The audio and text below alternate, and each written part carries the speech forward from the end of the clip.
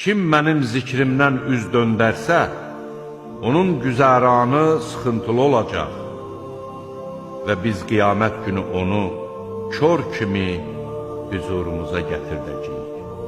O deyəcək: ey Rəbbim, mən dünyada görürdümsə, indi nə üçün məni kör olaraq gətirdin? Allah deyəcək: elədir, çünki sənə ayələrimiz gəldi, sən isə onları unuttun. Bugün də sən beləcə unudulacaqsın.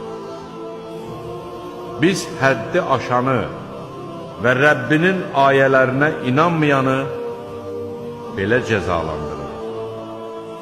Axirət əzabı isə daha şiddətli və daha sürəklidir.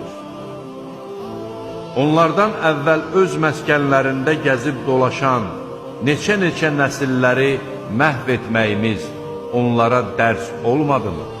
Həqiqətən bunda ağıl sahibləri üçün ibrətlər vardır.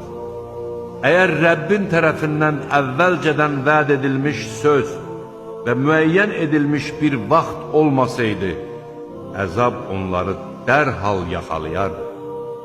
Onların dediklərinə səbr et. Günəş doğmamışdan və batmamışdan əvvəl Rəbbini həmd səna ilə təriflə, gecənin bəzi saatlarında və gündüzün iki başında ona təriflər de ki, bəlkə razı qalasan.